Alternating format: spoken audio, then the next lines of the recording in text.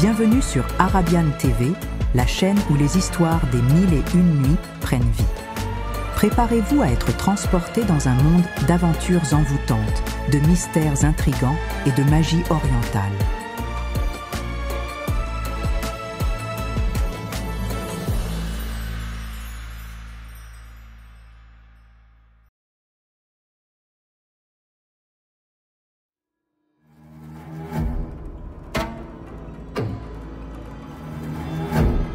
L'histoire du vieillard et des deux chiens.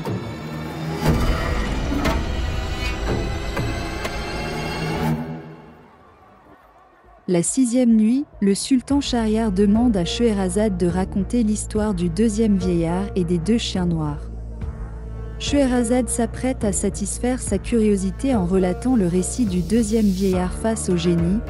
Grand génie, je vous informe que nous sommes 3 frères, les 2 chiens noirs que vous observez et moi-même, le 3e.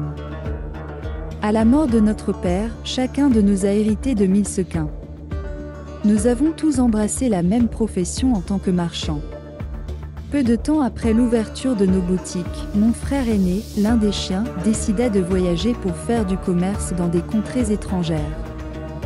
Pour ce faire, il vendit tous ses biens et acheta des marchandises pour son entreprise. Il partit et fut absent une année entière. À son retour, dans un état déplorable, je le reconnus à ma boutique lorsqu'il me demanda l'aumône. Lui ayant offert l'hospitalité, je lui fis cadeau de la moitié de mes gains, soit 2000 sequins. Il accepta joyeusement, rétablit ses affaires, et nous continuâmes à vivre comme avant. Plus tard, mon deuxième frère, l'autre chien, suivit le même chemin. Malgré nos conseils, il vendit ses biens, partit en voyage, et revint dans un état similaire à celui de son frère aîné. Je lui fis le même cadeau de 1000 sequins et il reprit ses activités commerciales. Un jour, mes 2 frères me proposèrent de faire un voyage ensemble. Initialement réticent, j'acceptai finalement après de nombreuses sollicitations.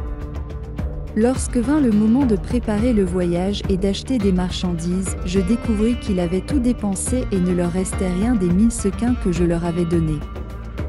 Sans reproche, je partageai la moitié de mon fonds avec eux, soit 3000 sequins, et enterrai le reste dans un coin sûr de ma maison.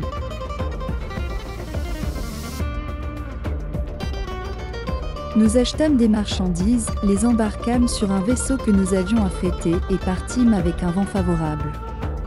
Après un mois de navigation, cependant, Scheherazade déclara « Je vois poindre le jour, et il est temps que je m'arrête là ».